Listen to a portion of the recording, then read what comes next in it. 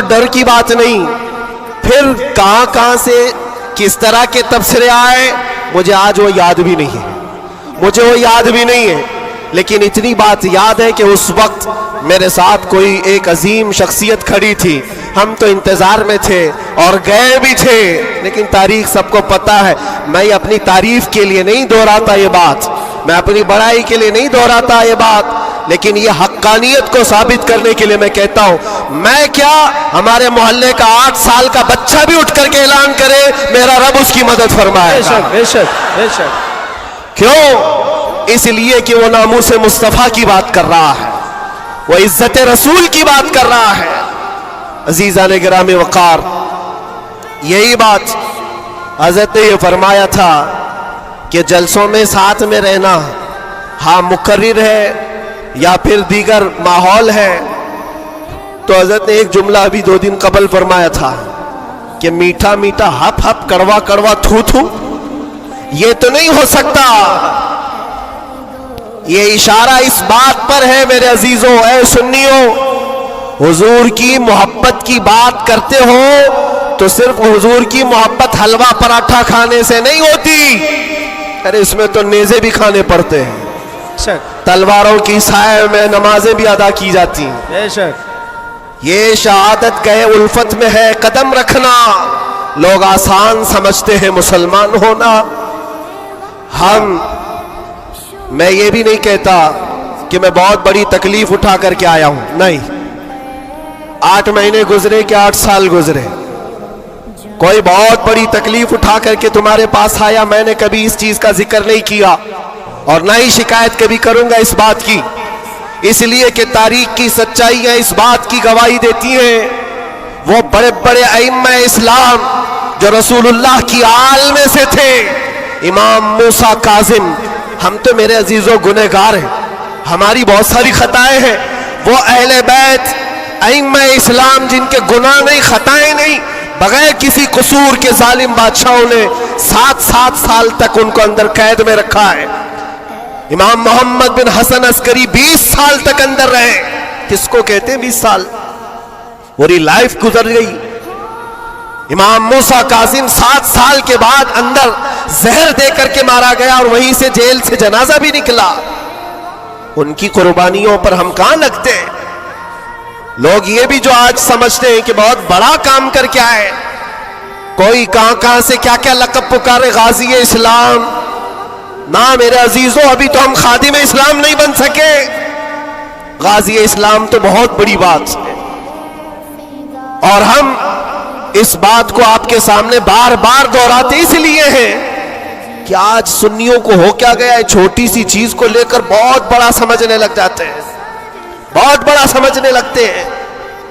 یہ ابتدائے عشق ہے, آگے دیکھو ہوتا ہے کیا کیا. ستاروں سے آگے جہاں اور بھی ہے. تمہاری ابھی آزمائش آئی کہاں, ہمیں ابھی آزمایا کہاں گیا ہے. قرآن تو یہ کہتا ہے کہ ہم حسبتم ان تدخلوا الجنة ولما يأتكم مثل الذين خلوا من قبلكم مستهم البأساء والضراء وزلزلوا حتى يقول الرسول والذين آمنوا معه متى نصر الله ألا إن نصر الله قريب. رب تعالیٰ فرماتا ہے کیا تم یہ سوچ کر بیٹھے ہو کہ تم سیدھے جنت میں چلے جاؤ گے اور تم کو ویسی تکلیفیں نہیں آئیں گی جیسے پہلے والوں کو آئی تھی؟ اور کیسی آئی تھی؟ قرآن کہتا ہے وہ زلزلوا, انہیں ہلا دیا گیا تھا. یہاں تک کہ رسول پاک نے اور ایمان والوں نے یہ کہنا شروع کیا اللہ کی مدد کب آئے گی؟ پھر رب تعالیٰ فرماتا آگاہ ہو جاؤ اللہ کی مدد قریب ہے. ہماری آزمائشیں کہاں آئی ہیں میرے عزیزوں؟ کون سی تکلیفیں, کون سی مصیبتیں؟ علماء اسلام کو آج اللہ تبارک و تعالیٰ نے ٹھاٹ باٹ سے رکھا ہے. ہر طرح کی سہولیات تمہیں آج ملی ہوئی ہیں. کون سی نعمت کی کمی مولا نے دی ہے؟ ہر چیز تم قدم باہر نکالو کہ ساری سہولیات تمہارا استقبال کر رہی ہے. ہم یہاں اے سی میں دن رات گزارنے والے ہیں, قالینوں پر سجدے کرنے والے ہیں, اور مرغ مسلم ہر دن کھانے والے ہیں. تمہیں کہاں پتا ہے ابھی کہ آزمائش کہتے کسے ہیں, تکلیفیں کہتے کسے ہیں؟ میں نے تو صرف ایک چک کر کے دیکھا ہے 8 مہینے میں. پھر اندازہ ہوا، چکھا ہے بس، چکھ کر کے آئے کہ 8 مہینے پتھروں پر انہوں نے سلایا تھا تو لگتا کیسے ہے، کیسے لگتا ہے۔ کھانا اور پانی کے لیے جو آج ہمارے ارد گرد لوگ ہاتھ دھلائیں، رومال دے پوچھنے کے لیے، ہر چیز کی خدمتگار ہو، اور جب وہاں بدتمیز لوگ اور ظالم لوگ لائن میں کھڑے کر کے سوکھی روٹیاں دیتے ہو تو پھر اندازہ ہوتا ہے لگتا کیسے ہے۔ یہ چھوٹی سی چیز ہم نے چکھ کر کے دیکھا ہے، وہ روٹیاں دیکھی جس سے انسان کا گلا کٹ سکتا ہے۔ میرے عزیزوں، یہ سب باتیں اس لیے عرض کر رہا ہوں کہ ابھی امتحان باقی ہے ہمارے۔ اگر ناموس مصطفیٰ کی بات کرتے ہو تو پھر ان سب چیزوں کے لیے تیار رہو، ان سب چیزوں کے لیے تیار رہو۔ اور ایک بات میں بتاتا ہوں، یہ باہر مجمع میں بیٹھ کر کے بات کرنا بہت آسان ہے، اور اندر تکلیفیں سہ کر کے پھر یہ بات کرو۔ میرے عزیزوں، کبھی کبھار گھبراہٹ ایسی ہوتی تھی، کچھ قیدی لوگ آ کر کہتے تھے کہ سچ میں اللہ ہے؟ ایسے سوال، اللہ ہے، سنتا ہے؟ اور اس وقت کوئی آیت ان کو بتانے میں بھی ہمیں ایسا لگتا۔ ایک قیدی سے میں نے کہا، ان مع العسر یسرا، ہر تکلیف کے بعد آسانی اللہ کا وعدہ ہے۔ جھٹ سے اس نے کہا، مولانا 16 سال ہو گئے، ابھی کب آئے گی وہ آسانی؟ ہمارے پاس کیا جواب ہے؟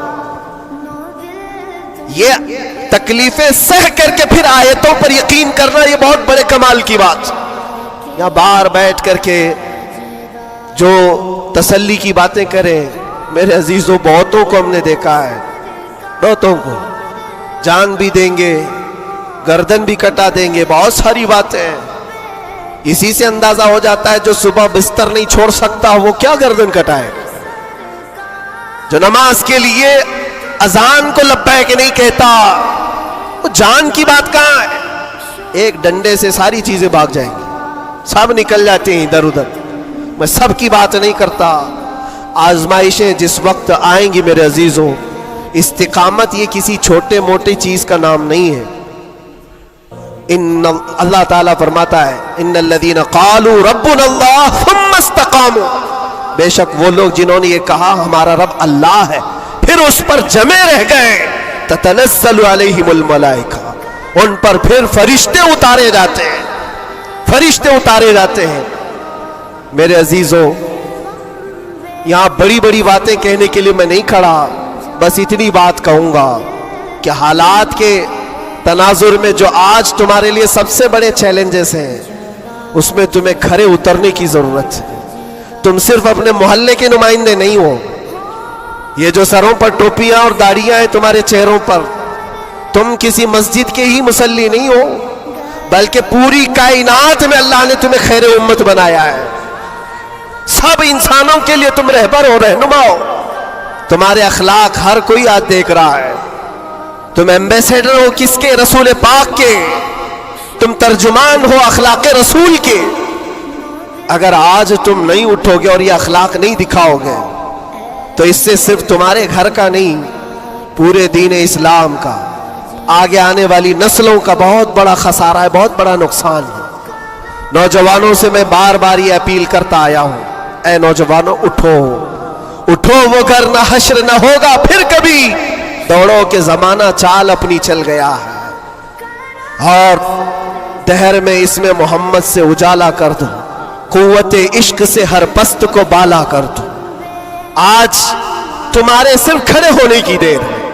کس چیز کے لیے کھڑے ہونے کی دیر ہے؟ جب میں ایسی باتیں کرتا ہوں تو ہمارے جو رشتہ دار قلم کاپی لے کر بیٹھے ان کو لگتا ہے یہ جنگ کے لیے بلا رہے ہیں، ابھی تلوار بھالے نیزے کی بات کر رہے ہیں۔ میرے عزیزوں، تمہارے لیے سب سے بڑا ہتھیار عشق مصطفیٰ ہے، عشق رسول ہے، محبت مصطفیٰ ہے، اور جب وہ کسی کے اندر آ جاتا ہے تو پھر اس کے اخلاق سے وہ نظر بھی آتا ہے، اس کے اخلاق سے وہ نظر آتا ہے۔ جاہل عاشق رسول نہیں بن سکتا، عاشق رسول علم کی طرف بڑھتا ہے۔ جاہل اور ایسا بدعقیدہ جو دعویٰ کرتا ہو हुजूर के गुलाम होने का, अगर उसकी जुबान में सच्चाई नहीं है तो वो आशिक रसूल है ही नहीं। अल्लाह के नबी सल्लल्लाहु ताला अलैहि वसल्लम ने फरमाया, मेरे गुलामों में से जितने हैं, अगर कोई मुनाफिक हो तो मुनाफिक के अंदर दो आदतें जमा नहीं हो सकती। हुजूर पाक सल्लल्लाहु अलैहि वसल्लम फरमाते हैं, दो आदतें मुनाफिक के अंदर नहीं आ सकती। वो कौन सी दो आदतें? अच्छे अखलाक। ये अच्छे अखलाक, ये सिर्फ हंस करके मिलना, इसको अच्छे अखलाक नहीं कहते, वो बहुत लंबी इसकी एक तशरीह है। अच्छे अखलाक मुनाफिक के अंदर नहीं आ सकते। और दूसरी चीज, अल्लाह पर तवक्कुल और रसूल की हर बात पर यकीन, ये मुनाफिक के अंदर नहीं आ सकती। मैं आपसे पूछता हूं, अल्लाह रब्बुल इज्जत की हर बात पर आपको यकीन है? रसूल पाक के हर फरमान पर यकीन है? बेशक बेशक। अगर यकीन है तो ये जुबान से बोलने की बात क्या है, फिर तुम्हारा अमल कहां है? इसीलिए सैयदना अबू बकर शिबली रहमतुल्लाह ताला अलैह सिलसिला कादरिया के बड़े बुजुर्ग हैं, गौसे पाक के दादा पीरों में आते हैं। आप कहते हैं मेरी जिंदगी का सबसे कठिन सवाल, सबसे मुश्किल सवाल ये है, अगर किसी ने मुझसे पूछ लिया क्या तुम हुजूर पाक सल्लल्लाहु अलैहि वसल्लम से मोहब्बत करते हो, वो कहते हैं मेरे लिए सबसे कठिन सवाल है। अभी मैं पूछूं तो सब हाथ भी उठाएंगे, सब उठा देंगे। हुजूर पाक सल्लल्लाहु अलैहि वसल्लम से मोहब्बत है यानी सब चिल्ला के बोलेंगे है। लेकिन हजरत अबू बकर शिबली कहते हैं ये मेरे लिए इसका जवाब सबसे मुश्किल है। कहा इसमें क्या मुश्किल है? आप फरमाते हैं अगर ना कह दिया तो ईमान चला जाएगा, अगर ना कह दिया तो ईमान चला जाएगा, और अगर हां कहूं तो मेरे आमाल उसके मुताबिक नहीं, झूठा पड़ जाता हूं, दिल मलामत करेगा। जुबान से तू रसूल पाक की मोहब्बत की बात करता है, कहां है तेरे अमल? अजीजा ने गिरामी वक़ार, ये दो आदतें मेरे आका फरमाते हैं मुनाफिक के अंदर नहीं आ सकती, अच्छे अखलाक और अल्लाह उसके रसूल पर यकीन कामिल। यकीन से ही तो आरी होता है मुनाफिक, यकीन उसका खत्म हो चुका होता है। यहां अभी लक्की ड्रॉ शुरू हो जाए और चीट पे चीट होते रहते, हर साल होते रहते, फिर भी उसमें घुसते भी रहते। लाख का 2 लाख बनाना है, अभी देखो कितने आ जाएंगे। और कैसे कैसे चीटर लोगों पर यकीन करते हैं, और 2-4 लोगों ने बोल दिया कि नहीं मेरा भी डबल हुआ है, सब आ गए, लाइन लग जाती है, कई कई 100 करोड़ खा करके चले जाते हैं। इन पर तुम्हें यकीन है? और मुस्तफा करीम सल्लल्लाहु ताला अलैहि वसल्लम ने फरमाया, तुम सुबह अपनी नींद को छोड़कर, बिस्तर कर छोड़कर अपने घर से वजू करके मस्जिद की तरफ निकल कर आए, 2 रकात नमाज अदा कर लिया। हुजूर पाक सल्लल्लाहु अलैहि वसल्लम फरमाते पूरी दुनिया की दौलत से ज्यादा कीमती है। सुभान अल्लाह सुभान अल्लाह। यकीन है इस पर तो इन्वेस्ट करो। अगर हुजूर पाक सल्लल्लाहु अलैहि वसल्लम की हर बात पर यकीन है तो इन्वेस्ट करो इसमें। आज यही तो बात है, ये सबसे बड़ा चैलेंज है। मुनाफिकत आने लग गई है, बुज़दिली कहां से आती है? अल्लाह उसके रसूल की हर बात पर यकीन कामिल हो जाए बंदे को, तो फिर वो मुनाफिक नहीं रहता, वो ईमान वाला होता है। और फिर मुसीबतें तो आएंगी, लेकिन मुसीबतें उसका कुछ नहीं बिगाड़ सकती। हजरत अबू हुरैरा रज़ी अल्लाह ताला अन्हु की हदीस है, फरमाते हैं अगर मुझ पर 10 पहाड़ भी नाजिल हो जाएं, उतर जाएं, तब भी मैं खौफज़दा नहीं होता, डर नहीं है मुझे। कहा क्यों? कहा कुरान की एक आयत मेरे लिए काफी है। पूछा कौन सी आयत? फरमाते अल्लाह फरमाता है कुल लन युसीबना इल्ला मा कतबल्लाहु लना हुवा मौलाना व अला अल्लाहि फल्यतवक्कलिल मुमिनून। फरमाते हैं अल्लाह ने अपने नबी से कहा है, ऐ महबूब आप फरमा दें हरगिज़ हमको कोई मुसीबत नहीं आती, उतनी ही आएगी जितना अल्लाह ने लिखा है। सुभान अल्लाह सुभान अल्लाह। उतनी ही आएगी जितनी अल्लाह ने लिखा है। और फिर आगे रब ताला फरमाता हुवा मौलाना, वही हमारा मददगार है, वही हमारा मददगार है। व अला अल्लाहि फल्यतवक्कलिल मुमिनून, और मोमिनों को चाहिए कि अल्लाह ही पर भरोसा करें। बड़े बड़े लोगों को देखा, लेकिन कैद के दौरान, जेल के दौरान कुछ छोटे छोटे लोगों ने हमें बहुत कुछ सिखाया।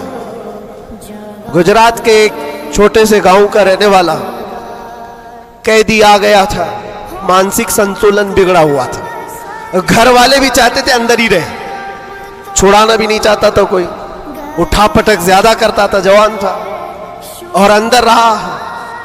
مہینہ گزرنے لگ گیا. وہاں ہوتا ایسا نظام ایسا ہے کہ ہر ہفتے گھر والوں کی ملاقات آ جاتی, جالیوں میں ادھر سے ہم, باہر سے رشتے دار, ہر قیدی کے کوئی, کبھی ماں کبھی باپ کبھی بھائی بہن, ملاقات کے لیے ہفتے میں ایک مرتبہ ٹائم ملتا ہے 15 منٹ. لیکن اس بندے کا کوئی آتا ہی نہیں تھا, ملنے بھی نہیں آئے. مہینہ گزر جاتا, یہ اٹھا پٹک شروع کر دے, لوگوں کو مارنا. تو جیلر جو ہے گھر کو فون لگاتا اس کے اور کہتا کہ بھائی تمہارا بیٹا ہے, کبھی تو آؤ ملاقات لو اس سے, سب کو پریشان کر رکھا ہے. اور اسی لیے کہ قیدیوں کی جو حالت بگڑتی ہے تو یہ بہت بڑا ڈینجر مسئلہ ہوتا ہے, ان کو سنبھالنا. باہر آپ ادھر ادھر ہوئے تو اندر ڈالیں گے, اندر ہی بگڑا تو پھر کون سا اندر, وہ لاسٹ منزل ہے. اور اسی لیے وہاں جانے کے بعد ڈر بھی نکلتا ہے لوگوں کا, اس کے بعد کہاں جانا ہے, اب سیدھے جنت ہے. آپ سنیں اس بات کو. اس کا باپ آیا اور کہا کہ بیٹا تھوڑے دن ہو گئے. اس نے پوچھا کب چھڑاؤ گے مجھے, بیل کب ہوگی؟ چھوٹے سے کیس تھے. کہا اس منڈے کو جو ہے تمہاری بیل رکھ دوں گا, چھڑ جاؤ گے, اس منڈے کو نکل جاؤ گے. وہ آیا, سب بیٹھے ہوئے تھے, خوشی سے اعلان کرتا منڈے کو میں چلا جاؤں گا, منڈے کو چھوڑ جاؤں گا. منڈے آیا, ٹیوزڈے آیا, ویڈنسڈے آیا, پھر ہفتہ 2 ہفتے اس کا باپ آیا ہی نہیں.